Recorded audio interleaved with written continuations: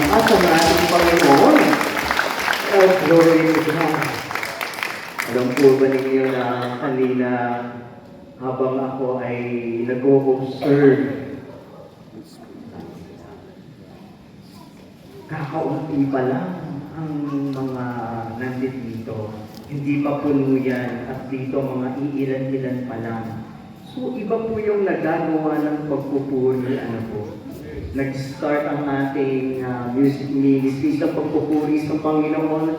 Alam mo, talagang feeling ko parang akong nasa El Shaddai. Ganun dahil nag-start ko yung aking pananampalataya. Nabuksan yung pananaw ko sa pagpapala ng Diyos at ang kanyang kabutihan sa El Shaddai. Amen. Pero hindi naman po kayo El Shaddai, no? Amen. Amen. So, my dear brothers and sisters, iba ang nagagawa ng pagpupuri sa Panginoon. Dahil nung nag-start na kaunti, bawat kanta, bawat papuri, bawat taas ng kamay, bawat exhortation, bawat panalangin, kadagdag ng kadagdag. Kadagdag ng kadagdag. At siguro ito yung nagagawa ng pagpupuri sa Panginoon. Dahil ang pagpupuri ay may lakip na pananalangin sa Diyos. Amen? So, ang bawat isa sa inyo ay isang biyaya ng Diyos. Naniniwala po ba kayo? Amen. Kaya itong pangkat na ito, itong komunidad na ito, ay lugar ng biyaya ng Diyos. Amen. Amen? Lugar ng biyaya ng Diyos. Tingnan ninyo. Sa observations natin kanina, sa pagpupuri, dumarating po unti-unti, dumarating hanggang sa dumami at napuno na yung itong ating itong event place natin na ito ng biyaya ng Diyos. What more pa kaya kung ano ang mangyayari spiritually sa iyong pagpupuri sa Diyos. Kung dito pa lang literal na nangyayari, na kapag ikaw ay nagpupuri, napupuno ng pagpapala ang lugar kung saan ikaw ay nananalangin. Paano pa kaya kung ikaw ay tumatawag personal sa Diyos? Pinupuno ng Panginoon ang lahat ng sulok ng buhay mo ng biyaya at kagalingan. Amen? Amen? And let us all pray in the name of the Father, of the Son, and of the Holy Spirit. Amen. Alam ko po, magmula kanina, nananalangin na tayo, ngunit gusto kong hingin ang isa pang panalangin sa ating Panginoon at yakapin tayo, protektahan tayo ulit ng ating Inang Maria. Amen? Okay lang po ba? Amen. O August Queen, Our Lady of Angel, who received from God the power of vision of crushing the head of Satan, we humbly beg you to send your heavenly legions with Saint Michael, the archangel as head, so that under your order they will chase the demons, combat them everywhere, repress their boldness, and drive them back into the abyss. Who is like God, O blue and tender Mother, you shall always be our love and our hope, O Divine Mother. Send your holy angels to defend us and to drive away from us the cruel enemy. O holy angels and archangels, defend us and guard us. Amen. Pagpalawin niyo po kami, mahal na Inang Maria, at gabayan niyo po kami sa aming pagkikipag-ugnayan sa ating Panginoon. Amen. Sa ngalan ng Ama, ng Anak, ng Diyos, Espiritu Santo. Amen. Sige po, pwede na po maupo ang lahat. Glory to God. At ang paksa na pag-uusapan natin ngayon ay how to deal with spiritual trials. How to deal, paano nga ba i-deal or paano nga ba mabuhay or lampasan ang spiritual na ang Tagalog sa spiritual dryness ko rin. Ayan, wala na ako. Spiritual dryness, yung pagkawalan ng gana sa ating Panginoon. So, spiritual dryness, ito yung pagkawalan ng gana. Dalawang bagay po yan. Spiritual dryness and tinatawag na spiritual, tawag doon? Anyway, mamaya na, medyo nalilito tayo. Ano po? So, spiritual dryness. Sino po sa inyo yung may gusto ng tagpulan? Yung kapag tagpulan, yes, tagpulan na. Yes, maliligo ako sa ulan. Yes, lalamoy na naman ako sa baka. Yes, lalamoy na naman yung mga sasakyan sa EDSA. Walang gusto ng tagpulan. Yung tagpulan, yung mild lang. Yung kayang palamigin lang ang panahon. Sino yung gusto ng tagpulan? Yan, lahat tayo.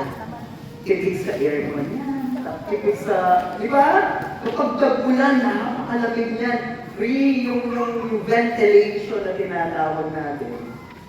Sino naman ang gusto sa inyo ng tag-init? Wala. Kasi nararanasan nga natin ngayon ang mag-init. Pero yung tag-init na yung mild lang yung init na kaya mong mamasyal. Yung hindi hassle sa iyo, yung mag-commute. Tama? Pero alam po ninyo, ayan yung ating mga farmers, yan, gusto yung tag-init. Bakit? Ito yung panahon nila ng pagtatanim. Panahon ng kanilang pagsasaka. Ngunit, tignan po ninyo, kapag sumusobra na, kapag ang ulan na gusto natin, na comfortable tayo, komportable tayo sa pag-ulan, kahit gusto natin yung patak ng ulan sa bubong ng bahay. Ayan, ano po? Kahit gusto natin yan, kapag sobra na, kapag nananalanta na, kapag marami ng sinisirang pananim, kapag marami ng buhay na kinukuha, kapag marami ng tahanan na winawasa, or bahay na sinisira, talagang ayaw na natin ng tag-ulan. Kahit na gusto natin yung malamig na patak ng ulan, yung malamig na klima. Tama po ba? At ganoon din sa tag-init. Kapag tag-init, gusto natin yung init ng panahon. Gusto natin mamasyal kasama yung pamilya natin sa mga beaches. Gusto natin mamasyal sa park na walang hassle sa pag-commute. Gusto natin mag-picnic. Gusto natin na pumunta sa mga seminars or mga programs or events na hindi hassle ang pag-commute or paglalakbay. Ngunit kapag ang init na ito, marami nang sinisirang pananim. Kapag nagbibitak na ang lupa dahil walang tubig na nakukuha, kapag sobrang paypay, yung hangin mainit pa rin ng dampi sa balat, grabe. Lalo na dito sa Metro Manila, kapag pumapaypay ka, yung init malagkit pa. Tama po ba? Ayaw natin ng tag-init. Inaayawan natin. But you know what? My dear brothers and sisters, sa buhay pananampalataya, meron din pong ganun. Meron tayong tag-ulan at tag-init. At ang mahirap dito, kapag pinag-uusapan natin yung sa espiritual na buhay na tag-init, dryness, katigang, kawalan ng sustansya, kawalan ng vitamina, nandoon, hindi na nagiging maganda. Ang tanong, ito yung tanong, lahat ba ay kailangan dumaan dito? Or meron po sa atin na hindi dumaan sa tinatawag natin spiritual dryness or kawalan ng gana sa paglilingkod. Meron po bang ganun dito? Nawalan niya, hindi dumaan. Yes, yung everyday, bawat gising is a blessing para sa kanya. Amen. Minsan sa isang araw, gumising ka, hindi mo naramdaman yung presensya ng Diyos. Meron po bang ganun? Amen. Lahat tayo, may dalawang mag-asawa. Sabi ng misis, Han, may problema ako ngayon. kakayanan. Ang problema ko ngayon, hindi ko makayanan yung aking damdamin na mag-alala. Sabi ni Mister, i-pray over katakulang ka sa pananampalataya sa Diyos. Hindi mo dapat nararamdaman ang ganyang klaseng pakiramdam. Okay po ba yun? Tingin ko rin yun. Okay po ba yun? Amen. Okay po ba yun? Sure kayo. Nasasabi niyo lang po kanina, na minsan gumising kayo sa isang araw, hindi niyo naramdaman ang presensya ng Diyos. Ngayon, okay po ba yun? Dahil dalawang bagay ang buhay natin. Spiritual at physical. At bilang isang physical, bilang isang literal at namumuhay sa physical na katawan, bilang isang tao, natural sa atin ang maramdaman ang kahinaan. Kaya hindi mo pwedeng itanggi. Eh, brother, hindi ako dadaan dyan. Brother, isusumpa ko sa iyo, hindi ako manghihina.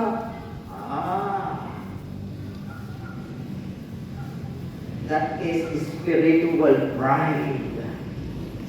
Take a look at this, my dear brothers and sisters. Ano po ba yung pag-uusapan natin? What is spiritual dryness?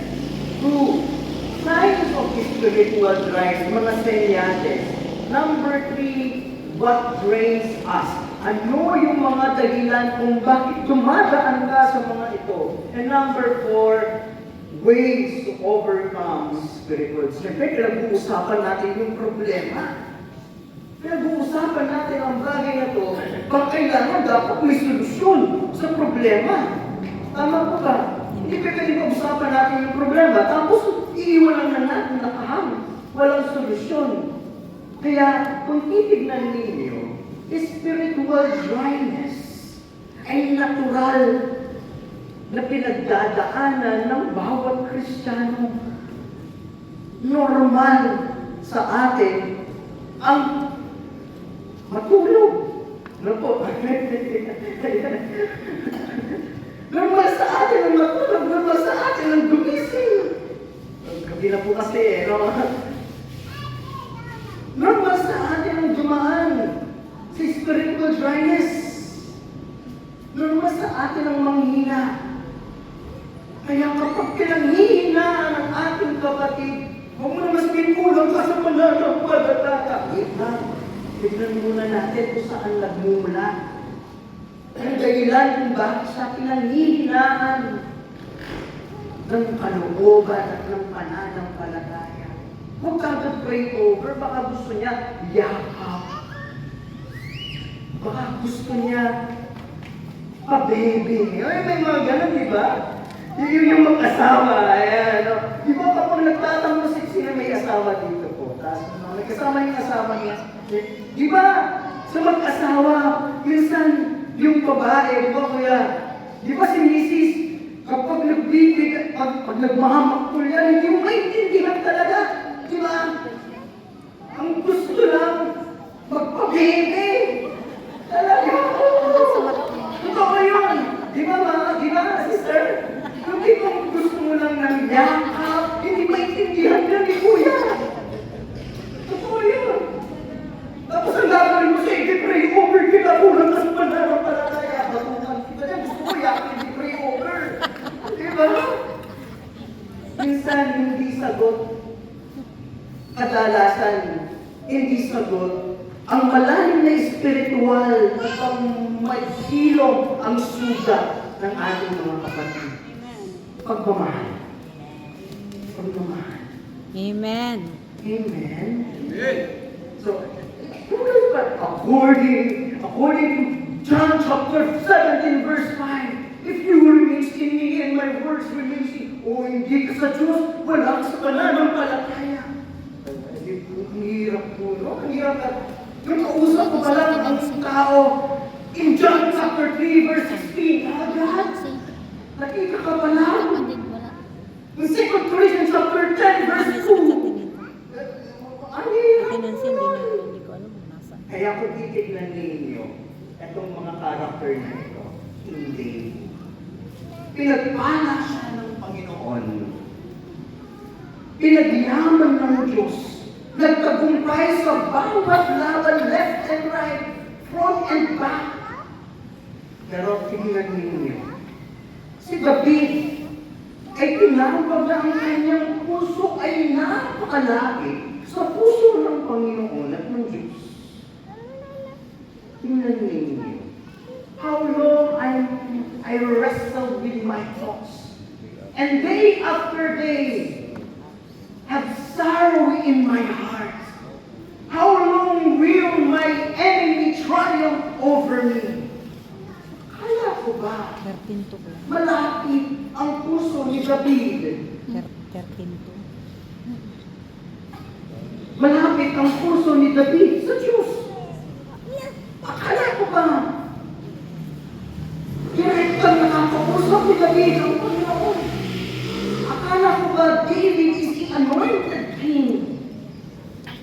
Akala ko ba natin na pinagtagumpay ng Diyos ng left and right? Si David, kinugkog lahat, tinalo lahat ng mga tribo sa kanyang paligid, pinagtagumpay ng Diyos.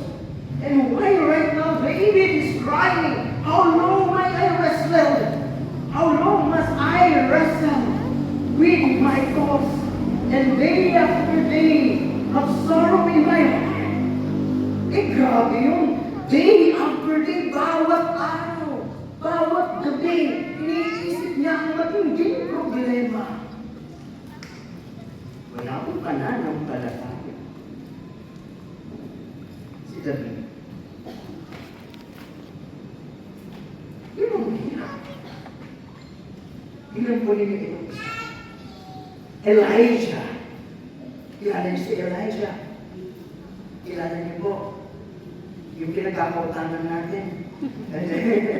Elijah. Sabi ni Elijah, si Elijah ay isang propeta. At sumikat siya sa atin nung siya ay nakipagbuno sa mga more than hundreds of false prophets of Baal. Eh grabe yun, yung paligsahan na yun. Ang sino mang matatalo sa paligsahan na yun, eh kailangan mamatay. Sinubungan nila kung sino ang makapangyarihang Diyos. Diyos ba ni Baal o Diyos ni Elijah? Sa paanong paraan? Kumuha sila ng handog at ihahandog nila iyon sa kanilang Diyos. Ngunit ang handog na ito kailangan nilang sindihan. Kailangan nilang sindihan ng apoy na hindi gumagamit ng posporo or apoy. Masisindihan lamang ito sa pananalangin. Pananalangin. Kaya almost more than a week, magpatira pa, sumayaw, nag-ahing, nagsugat ng katawan, gumawa ng ritual, ang mga false prophet, di Baal. And yet, tapos na kayo. Sabi ni Elijah, tapos na kayo. Ako naman. Kasi mga ilang linggo na ako nandito. Natapos ko na yung teleserye pinapanood ko. Ako naman. Pagkatapos, nung siya, nanalangin siya sa Diyos. Lord, fire please. Pero hindi lang yun, bago siya manalangin. Medyo parang naging dry na yung handog ko, pwede bang buhusan ng tubig to? Binuhusan ng tubig yung handog niya. And then, kulang pa, isang balde pa, binuhusan ulit, at binuhusan ulit, hanggang sa lumapaw, umapaw ng tubig ang handog ni Elijah. At ang kanyang dalangin, Lord, fire please, mula sa langit, bumaba ang apoy at natupok lahat ang handog ni Elijah. Ay, grabe! Pantahan ng mga tao sa kapangyarihan ng Diyos. Nakita nila kung gaano makapangyarihan ng Panginoon. And yet, ano ang nangyari? Sabi, pagkatapos ng event ko na yan, natakot si Elias na mamatay, kaya umalis siya at nagpunta sa Beerseba, sa lupain ng Huda, kasama ng kanyang utusan. Iniwan niya noon ang kanyang utusan at mag-isang pumunta sa ilang. Pagkatapos ng maghahapong paglalakad, ay naupo siya sa ilalim ng isang puno at nanalangin ng ganito. Basahin na po natin. Sabay-sabay. 1, 2, 3.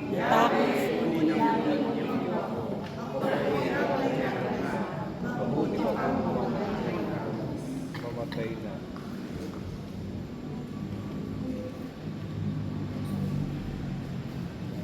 Grabe! Pagkatapos siya iligtas ng Diyos, pagkatapos pinakita ng Diyos sa kanyang kapangyarihan ni Elijah sa maraming tao, nasasabihin niya, Yahweh, kunin niyo ako. Ako'y hirap na. Mabuti po, mamatay na ako. Mabuti pa po mamatay na ako. Kayo po ba ay nagdasal ng gano'n na?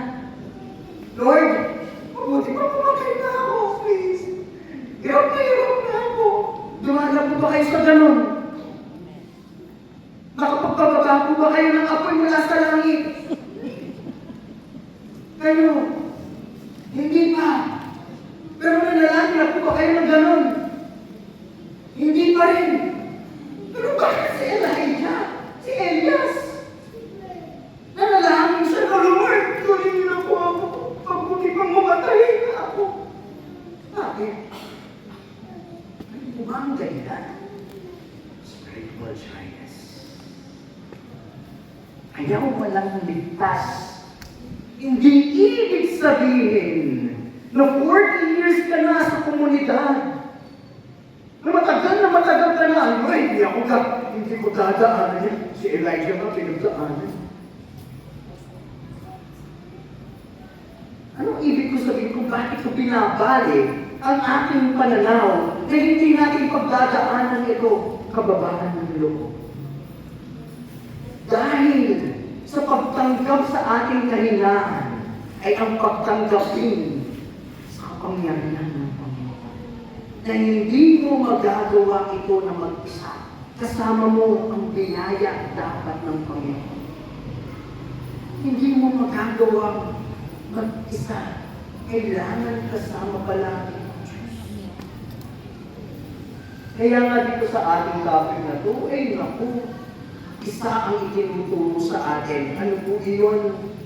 Na ang spiritual dryness ay parte ng ating journey, parte ng ating paglalakbay. Ito ay oras o panahon ng pagsubok, pero ito rin ay panahon ng iyong paglago. Ito ay panahon ng iyong pagsubok, ngunit ito rin ay panahon ng iyong paglago. Kung hahayaan mo ang pagsubok na ikaw ay idiin, babagsak ka. Ngunit kung makikita mo ang pagsubok bilang isang oportunidad upang ikaw ay lumago, ikaw ay tataas ang pangalaman.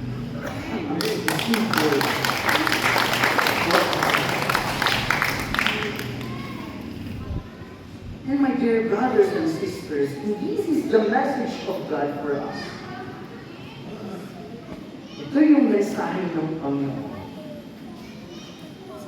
Sa bawat bitak ng ating buhay, merong sumisilip na liwanag. Sa bawat bitak, bawat pagsubok, bawat durog, pagdurog sa iyo ng tadhana ng pagsubok, sumisilip ang liwanag ng pag-asa at pagpapalag ng Diyos. Amen? Hallelujah. Pagpapalan na natin ang Panginoon. Okay. Signs of spiritual dryness. Self-check tayo ngayon. Tignan natin ang ating sarili. Yung mga music ministry natin, yung si Ate Julie, ayan, ako na nandito, na nagsasalita sa inyo, magsa-self-check din ako. Itignan ko rin kung dumadaan ba ako dito or hindi. Yung spiritual dryness kasi, yung pagpangihina kasi, hindi siya biglaan na mawawala. Hindi siya biglaan na nandiyan na kagad. Ito ay dahan-dahan. Paunti-unti. Hanggang sa makikita mo na lang ang sarili mo, wala ka na sa community. Kaya dapat alam natin saan nga ba at ano nga ba ang signs or senyales na ikaw ay dumadaan ng panghihina or spiritual dryness. Number 1, neglecting spiritual practices. Yung pagpapaliban sa pananalangin.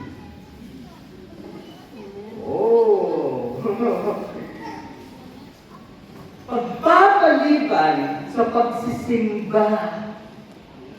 Lord, next time na lang. Wala ka sa mood. Pagpapaliban sa pag-attend ng prayer meeting. Lord, marami naman sila doon. Neglecting spiritual practices. Pagpapaliban sa pagbabasa ng mabuting balita. Scriptures. Yung 5 cycle of growth, yun. Yung study, prayer, community, ministry, or service, and ano po yung panglima? Ano po yung panglima? Ano po yung panglima? Sacraments. Kapag Lord, mabigat magkumpisal. Saka na. Pag okay na.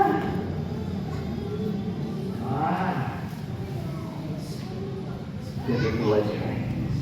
Number 2. Ano yung number 2? Giving out duty, not passion. Ano ito? Anong ibig sabihin nito? Yung mag-a-attend ka sa prayer meeting, huwag na po kayong masulat. Iniwan po natin itong slides natin. At picturean na lang po ninyo mamaya. Ibibigay sa inyo, brother. Ano po? Iniwan ko po yung slides na yan para sa inyo. So, giving out duty, not passion. Ano ito? Mag-a-attend ka ng prayer meeting, magpapiyano ka, magdadrums ka, kakanta ka. Yun na. Ginawa mo lang ang iyong tungkulin na wala sa sarili. Basta matapos lang yan, okay na. Yung, alam niyo yung, tawag dito, sino yung gustong-gusto yung worship. I'm coming back to the heart of worship, and it's all about you. It's all about you, Jesus. Diba? Dati nung una, kapag narinig natin yun, grabe! Talagang, yung ulat ng kamay natin, na maabot hanggang langit. Pero, eto, naramdaman na po ba ninyo? Yung nag-attend kayo ng prayer meeting, taas ang kamay ninyo! Lord, praise the Lord! Lord, thank you! Pero walang laman. Amen. Walang laman. Yung pinipilit mong abutin yung presensya ng Diyos, pinipilit, nasa ka, praise the Lord, nasa ka. Pero, hindi mo maramdaman pilit mong inahanap o ginagrasp. Yung presensya na familiar yung pananalangin mo, nung naiiyak ka, marugdog yung puso mo, yung parang kinocomfort ka, parang inaalok ka ng Diyos, pero wala. Nararamdaman ko yun. Yung dati kong tinawag ka ng Panginoon, grabe! Yung iyak mo, pero kahit anong taas ng kamay mo, walang luhang mo kumataas. Feeling out beauty ng passion. Dumadaan ka ngayon ng proseso for spiritual shyness. Maraming tumatanggol. Oo nga. Oo nga. Okay, sige. Okay, number 3. Ano po ito 170 po. Biro lang. So, feeling distant from God. Amen.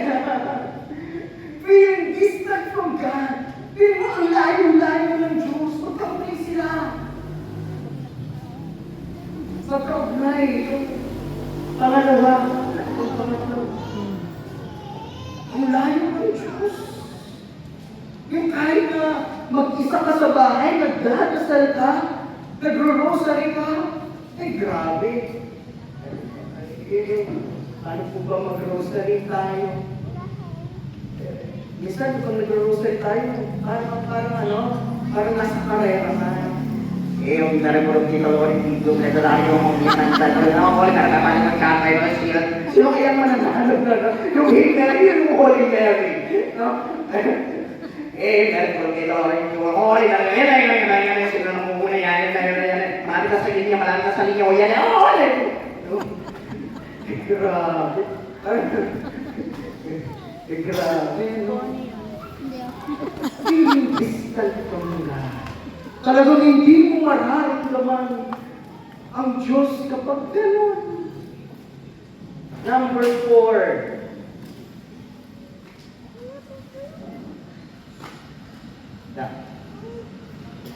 Loss of spiritual fruitfulness. Di po ba may gift of the Holy Spirit? At merong fruit of the Holy Spirit. Loss of spiritual fruitfulness, ito yung nawawalan ka na ng pasensya. Konting kibot, panagtataray na kaagad. Yung hindi ka masagi, mainit na agad ang ulo. Yung sa community, praise the Lord, hallelujah, praise the Lord. Basta may ano naman? Pagkagising mo naman, ito na naman. Love is spiritual fruitfulness. And number 5, negative thinking. Sino yung pinagpala ng Diyos kanina? Grabe, no? Ang daming gusto mag-share. Halos lahat tayo, nakikita ko, gusto talagang tumayo at pumunta sa harapan. Kung may oras lang talaga, isa-isa talaga yan eh. Nakikita ko, nararamdaman ko. Dahil nararamdaman natin ang biyaya ng Diyos. Amen? Amen. Pero ito yun. Ito yun. Gusto nyo bang maging masalimuot ang inyong buhay? Hindi. Ayaw? Sige na. One word lang. One word lang. Yung pagkagising mo ng umaga, yun kagad ang gagawin mo. Ay naku, grabe. Sirang-sira talaga ang buhay mo. Hindi lang isang linggo. Isang buwan, 2 buwan, 3 buwan, 6 na buwan, isang taon. Talagang napakasalimuot talaga ng buhay. Magiging masalimuot talaga. One word lang. Gusto niyo ba? Pero sasabihin ko pa rin, para maiwasan natin. Okay? Reklamo.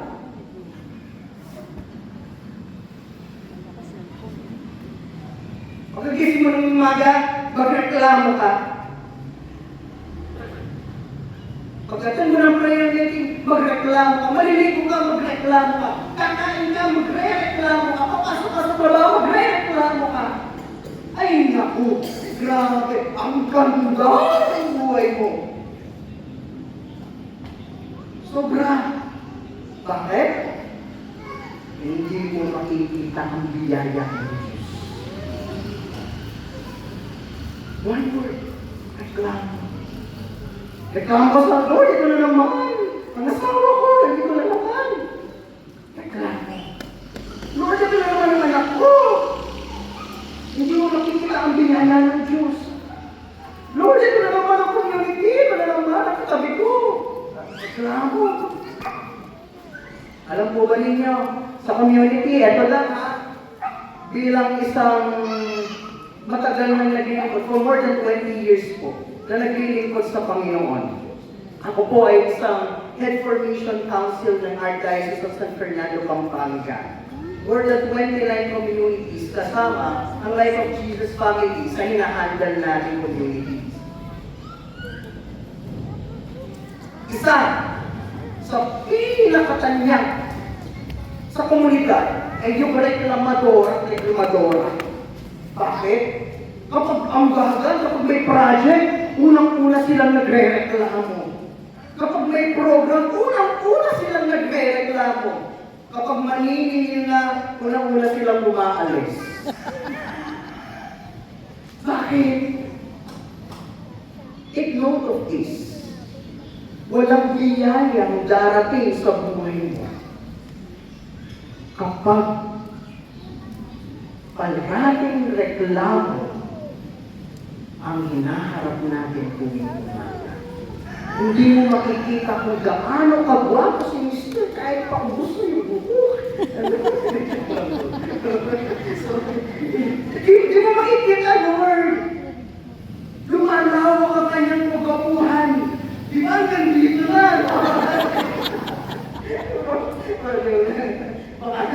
Malayo pa uwi ko, baka di na ako makauwi. Hindi mo talaga makikita. Amen. Tignan niyo kung gaano kalaki ang biyayang binibigay sa inyo ng Panginoon. Paano kung bibigyan ko kayo kung hindi ko saan bayaman na mayaman ako? Bibigyan ko kayo ng tig sa 10 milyon kada isa. Ngunit, kailangan niyo itong gastusin ngayong araw na ito. Hindi niyo pwedeng ipamigay. Hindi niyo pwedeng i-transfer sa anak ninyo o sa mga asawa, pamilya ninyo. Kailangan sa iyo lang. Papayag kayo? Hindi. Amen. Siyempre.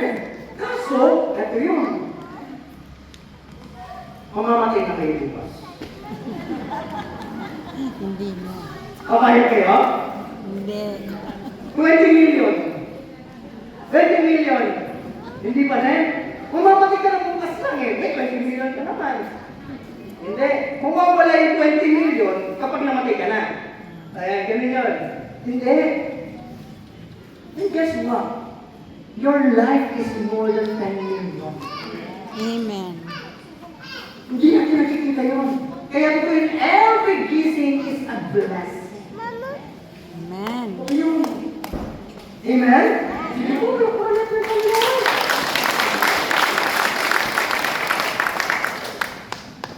Kahit na 50 years mo lang kasama ang asawa mo, hindi mo pa rin pagpapalit yan. Amen. Sa ibang mister, no? Hindi mo rin pagpapalit yan kahit magkano. Yung anak mo, kahit gaano katigas ang ulo, hindi mo pa rin pagpapalit yan sa 10 milyon. Amen. Hindi. Kung 5 ang anak mo, may 50 million ka na, hindi mo nakikita. Bakit di mo nakikita? Kasi Negative thinking. sumayaman ka. Kahit pinagpapala ka ng ating Panginoon. Amen. Number, ito naman, what strains us?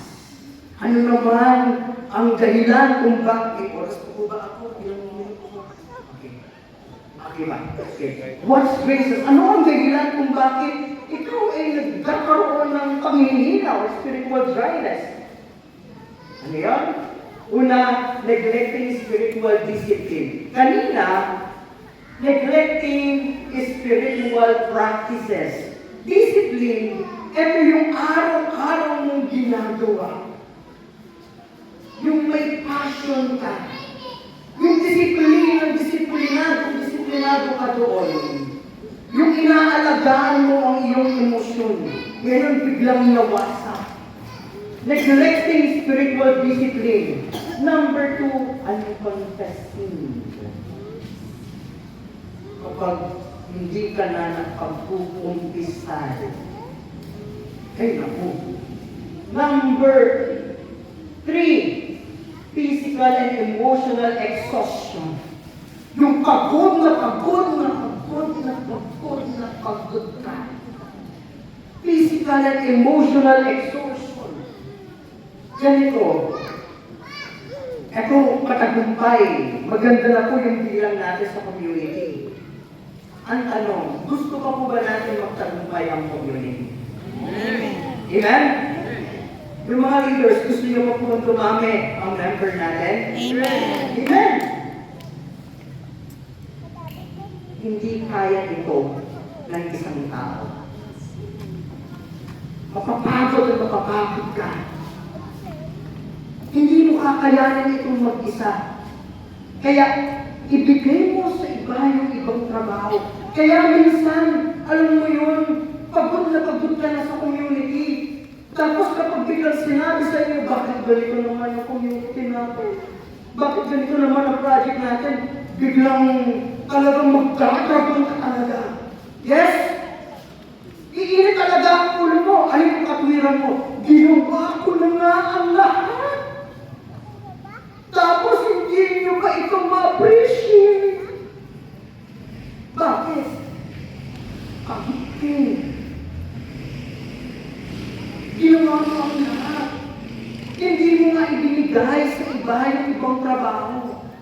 Kasi ginawa mo ang lahat. Kaya, in order for the community na mag-go talaga, tulungan natin yung mga leaders. Tulungan natin yung mga council. Nandiyan ka, hindi para ma-entertain. Bilangin kung ilan na ang naging speakers ninyo. Kung sino yung pinakamagaling. Kung nahil ka ba or hindi. Nandiyan ka, tinawag ka ng Panginoon with a purpose. Ano yun? Maglingkod kasama ng mga ministries natin, service natin. Amen?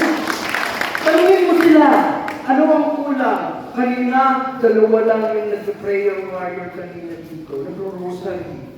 O iilan-ilan lang. Kasi ka naman sumama. Para mas maging matatag at malakas ang pananalangin before the prayer meeting. Ibahin ka nga sa ating mga youth. Pwede ka maging coordinator. Kaya para hindi siya dumaan dito sa physical and emotional exhaustion or pagkapagod, tulungan natin ang bawat isa. Bukas ang ministry, bukas ang community sa mga gustong maglingkod sa Panginoon. Amen? Amen. Okay? Praise the Lord. And number 4,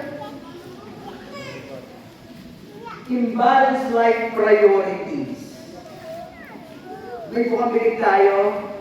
Seek ye first the kingdom of God and His righteousness, and all these things shall be added unto you, or given unto you. Ito po yun. Itong totoo po yun.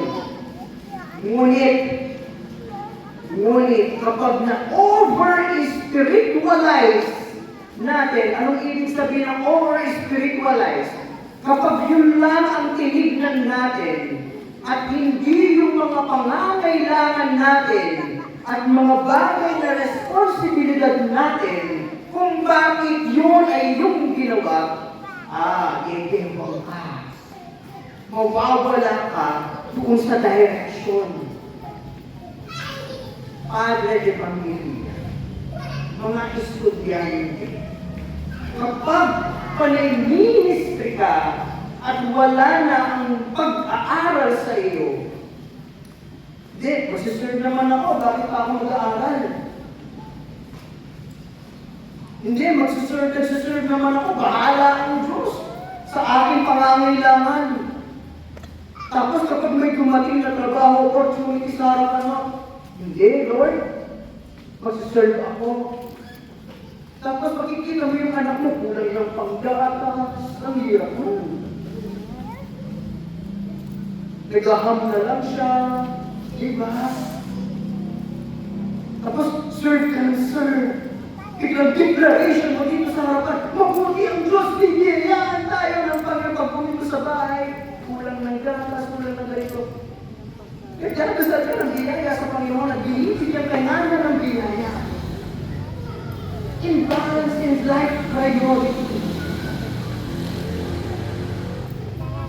Kaya nga, ang first ministry ng bawat isa sa atin ay ano? Ang pamilya. Maliwanag po yun. Maliwanag yun. Na kailangan ang unang-unang ministeryo at dinadakila natin kasama ang Diyos ay ang pamilya. Kailangan na-bless yung pamilya sa pagsisikap natin. Nakukuha. Ako po ay graduate ng accounting. Pero naglilingkod pa rin sa Diyos. Isa po akong accountant. Isa rin po akong financial consultant and financial advisors ng mga banks. Hindi ko nasasabihin BPI, Security, Metrobank. Hindi ko nasasabihin yung mga banko na yun. I'm sorry, no. Ako po ay may negosyo ngayon, Travel and Tours, Services. Saan nagmula yun? Sa biyaya ng Diyos. Ngunit, sige po, malapakan tayo ng Panginoon. Alam niyo po ba kung saan ako nangyari? Sa wala. Literal na NPE po kami, walang bahay. As in talaga. Hindi ko alam kung paano ako magkatapos ng pag-aaral. Pero nagsikap talaga, pinag-aral yung sarili, hanggang sa mga graduate. Grabe ang biyaya ng Diyos. Pero hindi ko kinalimutan ang paglilingkod. Bakit? Doon nagmumula ang kalakasan. Pero doon nagmumula ang biyaya ng Diyos. Dapat balanse. Para saan? Itong mga biyaya na ito. Para makita ng mga tao na ang kaya walang pinapabayaan na lingkod ang Panginoon. Kasi, imbalance life prayer. Tapos isipin, Lord, naglingkod ako sa iyo. 10 taon. Tapos ito ko ngayon, hirap na hirap.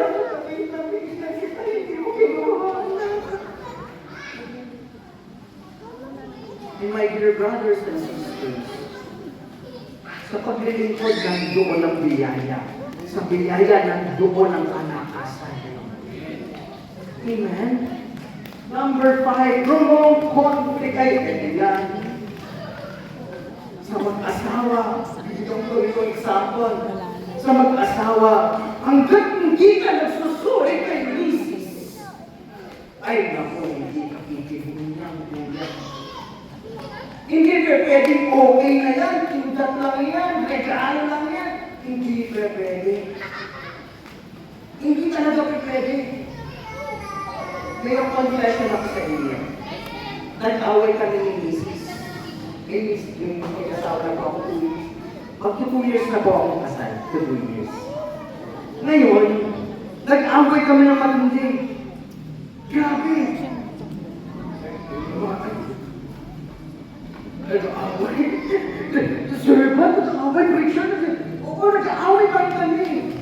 Sabi ko nga, tao tayo eh. May emosyon tayo. May meron tayong sariling kahinaan. Pero hindi alam yun ng mga tao. Pero alam natin na hindi rin natin pansinan. Pero nakikita ng mga tao na yun. Ngayon, ito po yun. Nag-away talaga kami.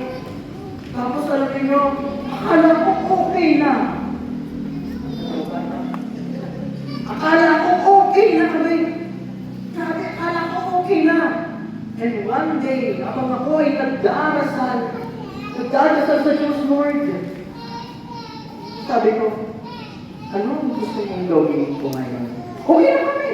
Masaya kami kumakain, masaya kami namabasyal, masaya kami naglalabit ay eh grabe! Sabi ko sa kanya, hingi ka ng story. Sabi ni God sa akin, hingi ka ng story sa kasama mo. Sabi ko, inisip ko si Mrs. Anne, then, ay, sabi ko, sorry ha. Anong buhay niyo kung ano? Umiyak. Umiyak. Ngayon pala, yung akala kong okay, ang bigat-bigat pala niya dito. Sa sarili niya, araw-araw, dala-dala pala niya yun. Dumudurog pala sa kanya, yung problema, na naging problema namin noon. Kahit wala akong ginawang kasalanan, wala akong mag-sorry. Bakit? Prolonging conflict. Kapag pinakagalan mo ang problema, ay naku, bibigyan na. Ako po ay kapampangan. Sino po yung kapampangan dito? Absent. Absent. Ayan. Ito yun ha. Napakaganda ng translation ng sama ng loob sa Pampanga. Ang translation niya ay sukal alug. Sama ng loob is sukal alug. Sukal, hindi asukal ha. Sukal is basura. Loob is loob. Kaya nga kapag pinagsama mo sila, basura sa loob. Ito po yun ang sama ng loob.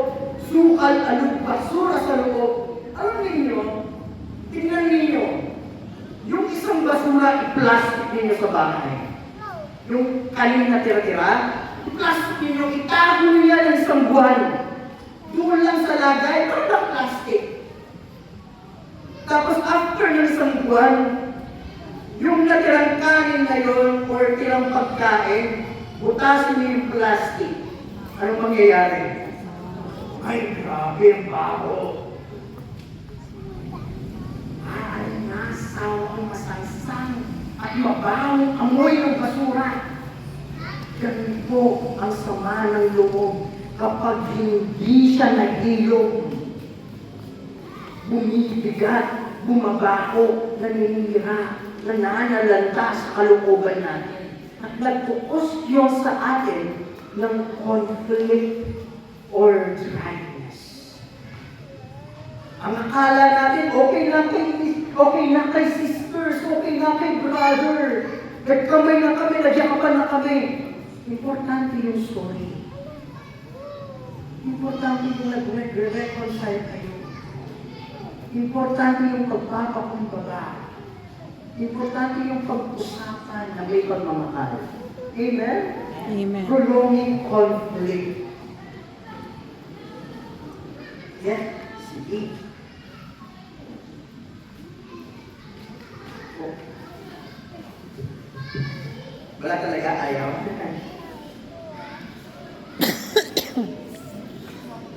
And pinakahuli, what drains us? Kawalan ng tulog. Lack of rest. Nanay, taas ang kamay. Sipag po kayo. Sipag kayo. Yung tipo naglinis ka ng bahay, pagod na pagod ka. Pagdating ni Bunso, pasok yung chinelas pa rin.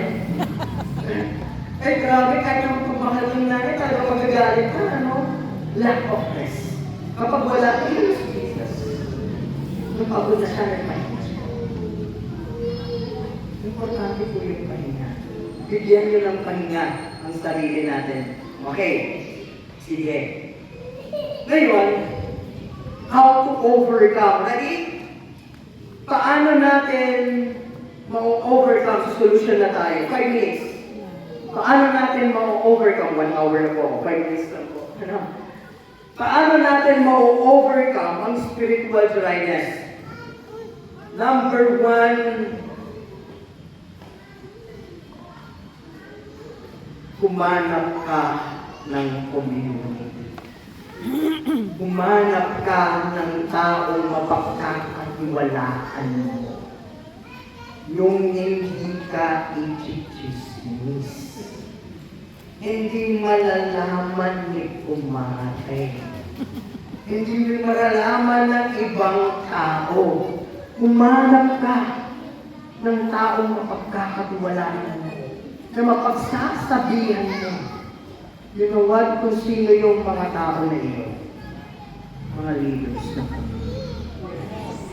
they are matured enough to handle our problems. Sa kanila dumadalo yung kaalaman ng Diyos. Sila din yung dahilan kung bakit pinagpapala tayo sa pananalangin natin din. May problema sila, oo. May hihina din sila, oo. Pero alam po ba ninyo, bilang isang leader, kapag pinagkakatiwalaan ka ng mga member, lumalakas sila. Tingnan niyo po, utangan ninyo.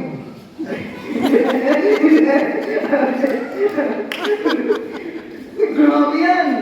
Lumalakas sila! Takot mo naman.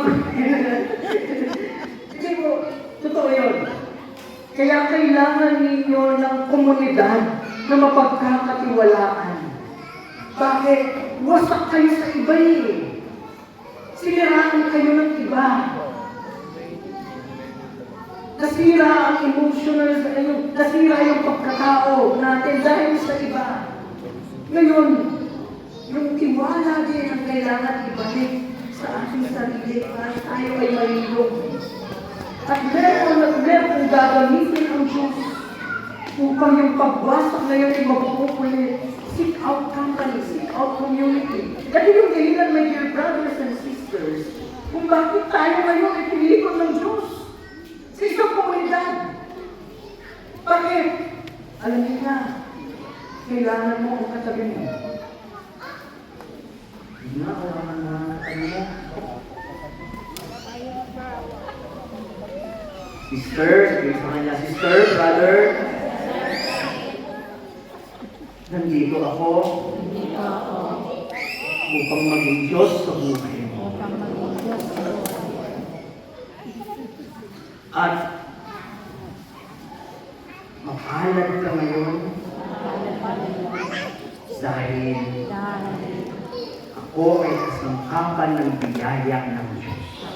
Sangkapan ng biyaya ng Diyos. Amen? Amen. Alam ninyo, alam ninyo kapag ikaw ay kasangkapan ng biyaya ng Diyos, ikaw muna mismo ang dadakuan ng pagpapala. Ano yun? Dadakuan ng pagpapala ng Diyos bago yung tao. Sa iyo muna dadaan yung biyaya. Sabi nga, you cannot keep what you don't have. Kaya ikaw muna ang bibiyayaan ng Diyos bago ikaw ay makapagbigay ng biyaya. Ikaw muna ang paghihilugin ng Panginoon bago ka maging kasangkapan ng kagalingan ng iba. Ikaw muna ang palalakasin ng Panginoon kung ikaw ay magbigay ng kalakasan sa iba. At ikaw muna ang pagyayamanan ng Panginoon upang makapagbigay ng pagpapanas.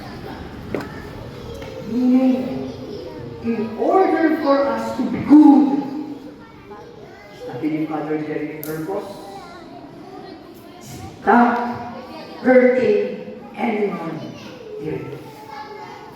Tigilan na ang panahon. Upang tayo ay maging kasangkapan ng biyaya ng Diyos. Amen? Number 2. Ang number 2 is, don't give up on prayer. Bakit ikaw ay nanghihina? Kasi matagal ang patagal yung paghihintay natin sa biyaya. Elijah, pero ang tagal bago dumating ang biyaya sa kanya. Kaya nanghina siya si David. Ang tagal bago siya magtagumpay sa kanyang mga kalaban. Kaya nanghina din siya. Don't give up on prayer. Gaano ka kalayo ang biyaya ng Diyos upang ikaw ay pagkalain?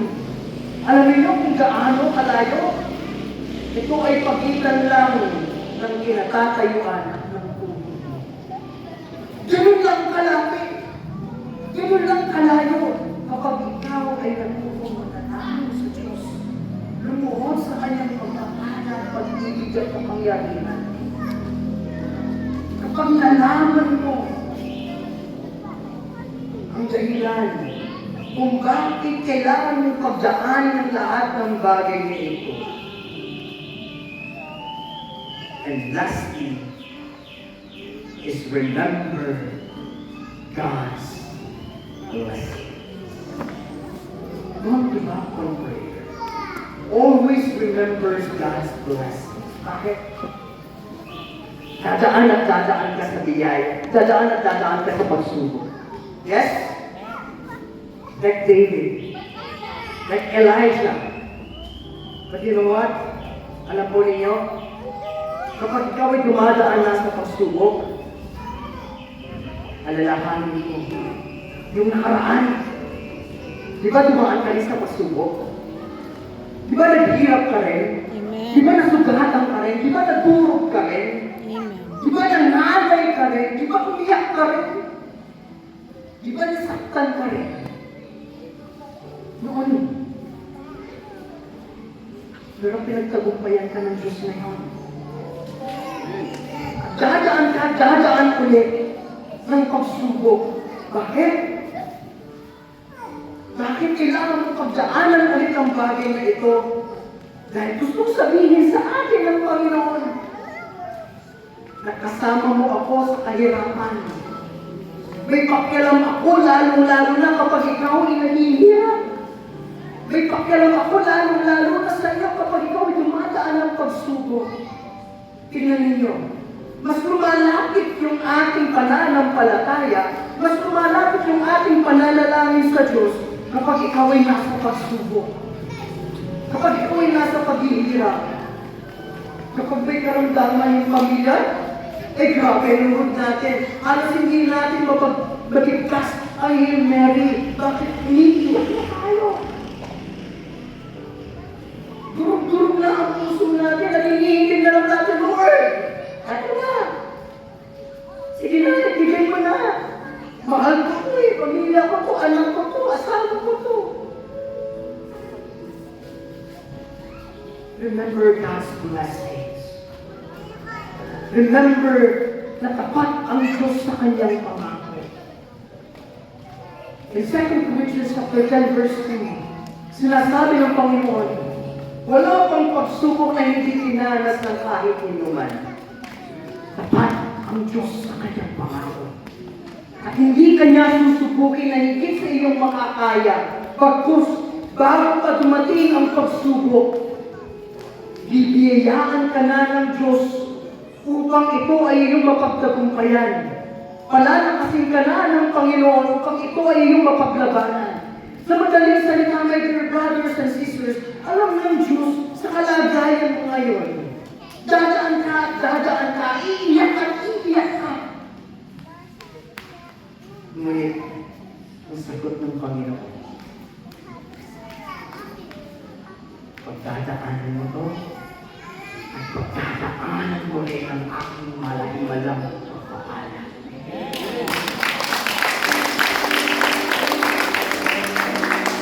Maraming kaniling na meron tayo. Marami tayong gustong hilingin sa Panginoon.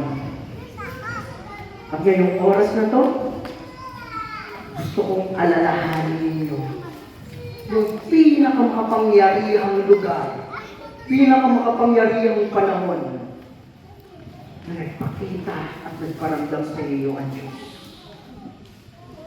At sinasabi ng Panginoon ngayong oras na ito,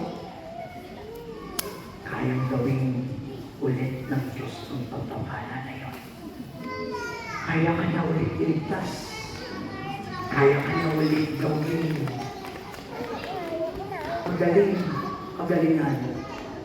Kaya kanya ulit palakasin. Kaya kanya ulit iahon sa kinalaman natin. Ihanda natin ang ating sarili.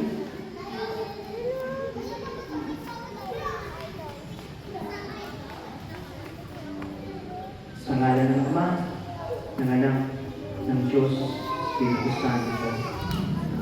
Amen.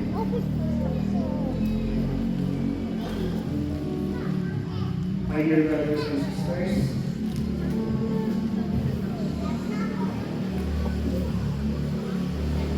ito po ay olive oil. Blessed oil. At galing po siya sa olive oil. Ito rin yung oil na ginagamit ng mga propeta in the Old Testament. Pero hindi siya. Papares lang. Ngunit ito ay binasbasan ng ating mga pare. Sa bawat pagbabasbas ng mga propeta noon, lumalakas ang pinipili ng Panginoon. Bakit? Dahil ang pagbabasbas, ang kalapit nito, kapangyarihan ng Banal na Espiritu. At ang sino mang dinadapuan ng Banal na Espiritu, ay kanyang pinapagaling. Amen. Sino mang dinadapuan ng Banal na Espiritu, ay kanyang pinapalakas at pinagyayaan. Ang sino mang dinadapuan at nilulukuban ng Banal na Espiritu, ay kanyang pinapalakas at pinagtatagumpayan. Ngayong oras na to, dalangin natin sa Panginoon, minsan pa, na ang Banal na Espiritu ay binigay niya 2,000 more years ago sa lahat ng mga propeta at lingkod ng Diyos na ang dahilan ng mga mahimalang bagay, mga dahilan ng mga pagpapala, ay siya yung Banal na Espiritu na dinadasal, niluluwalhati, at dinadakila ngayon. Parehas.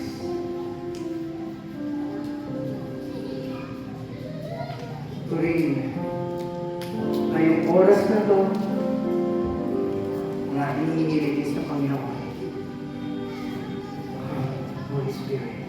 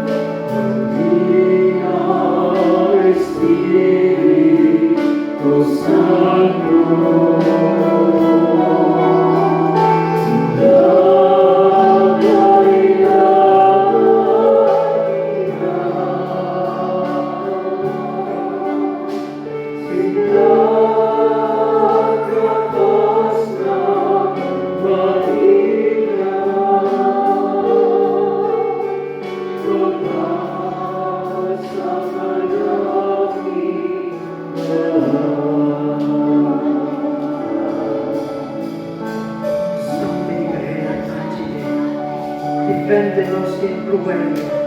Contra la equidad de insidias de diablo y estropicidio. Imperative Deus suplices de pecado. Tu pinche dirigir celestis. Sa tahan ng Diyos may espiritus malignos. Qui acta viviore manimarum propagando. In mundo divina virtute inferno detrute. Amen. O Mahalin na Maria, may oras na ito. Kami ay lumuluhod at nananalangin sa inyo na kami ay dalhin sa paanan ng aming Panginoon at buksan ang kalangitan upang ibuhos ang biyayang hinihiling, ibuhos ang kalakasan, ibuhos ang kagalingan, ibuhos ang paglaya sa anumang karamdaman at gamos ng kasamaan. At ngayong oras na ito, O Diyos, biyayaan namin na lumupog ulit sa aming buhay ang katamis-tamis ng makapangyarihang banal na Espiritu na nagbibigay ng kagalingan, nagbibigay ng lakas, nagbibigay ng paglaya sa aming buhay.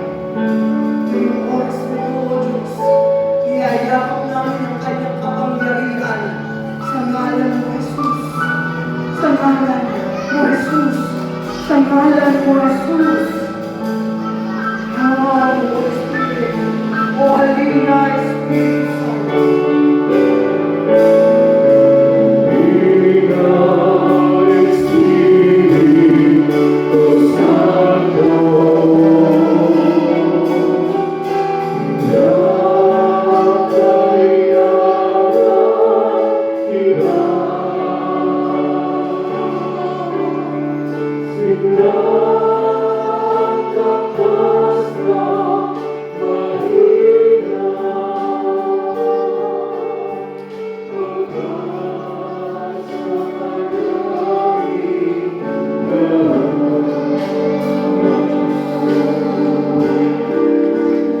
Tinataas ko ang aking mga kapatid bilang iyong lingkod at piniling na tagapamagitan mo sa oras na ito.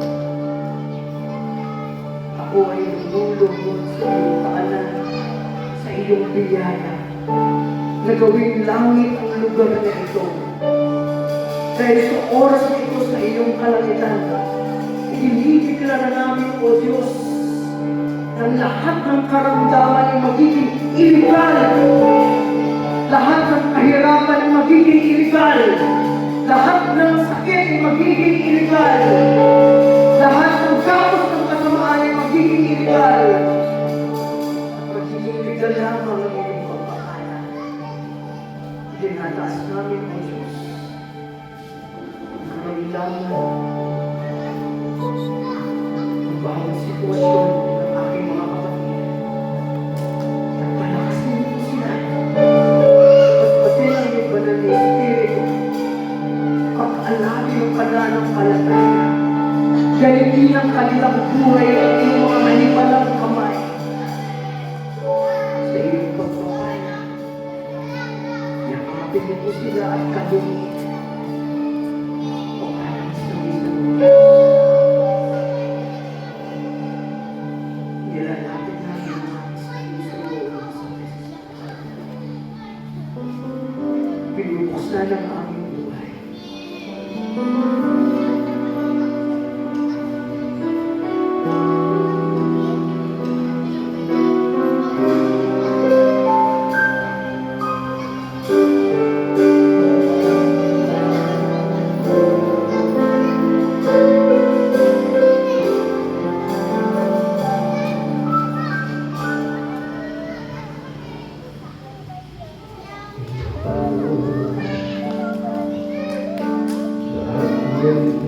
Manalig ka sa Panginoon.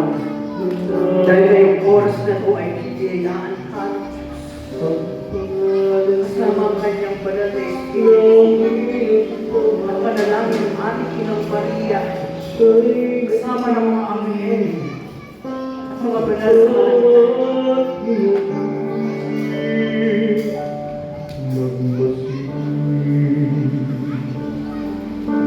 Magulat sa kanyang kapangyarihan. Nabatid mo ba na siya'y naglalaan. Patuloy na nagkakatid ng tunay na kailangan. Nasabi ka, suyuin ang luha sa hanggang.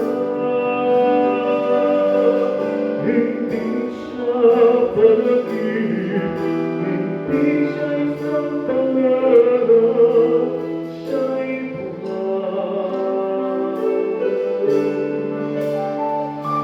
manalig ka.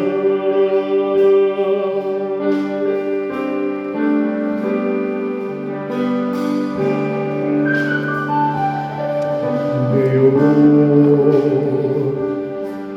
tila walang mararating na bukas.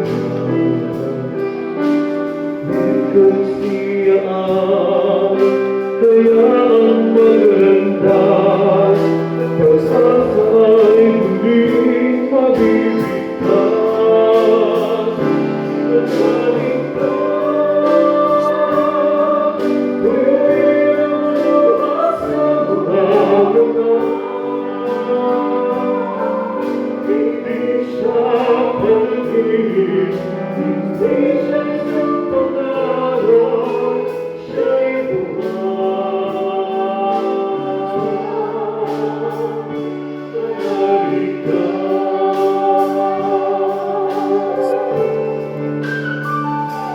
At ngayon, tila walang mararating na bukas. Kung siyaan, kaya ang maglandas, pagkasa'y muling mabibigkas. Manalig ka, tuyuin ang luha sa mga mata. Hindi siya panaginip, hindi siya isang pangarap, siya'y buhay. Manalig ka.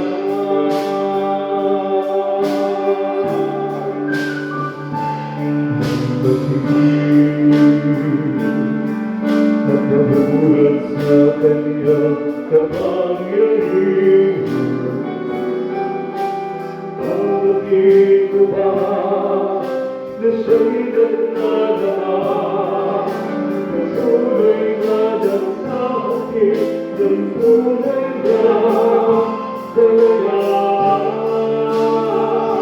Manalig ka, tuyuin ang luha sa mga mata. Hindi siya panaginip, hindi siya isang pangarap, siya'y buhay. Manalig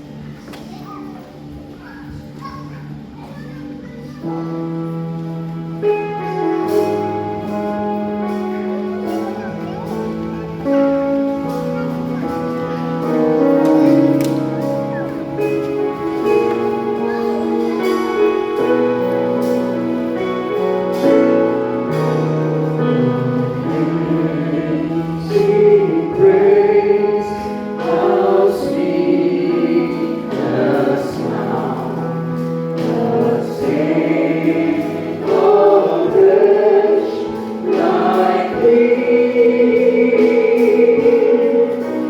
I was lost, but now I found, was found, but now I see. Was grace that taught my heart to fear? In grace like this,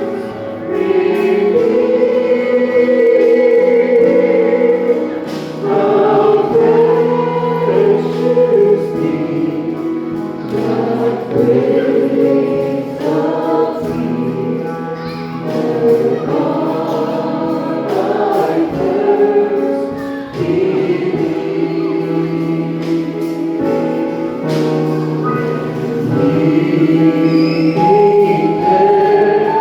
Ten thousand years, bright shining as the sun,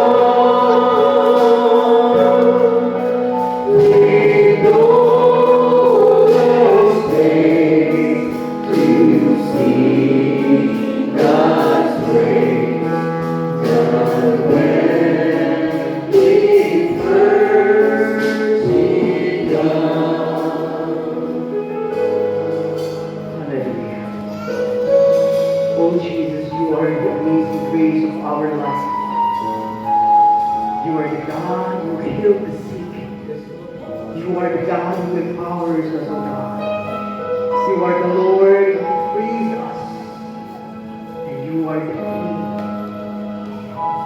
King magnified. You are the amazing grace of Panginoon. Ikaw ang Diyos na dinadakila namin ngayon. Ikaw ang nagbibigay ng pagpapala. Ikaw ang nagbibigay ng grasya. Ikaw ang Diyos na nagpapagaling sa amin. And this is all we ask. In Jesus' name we pray. In Jesus' name we pray. Tayo lahat, in Jesus' name we pray. Oh, glory be to the Father, and to the Son, and to the Holy Spirit. As it was in the beginning, now and ever shall be, world without end. Amen. Sa ngalan ng Ama, ng Anak, ng Diyos, Espiritu Santo.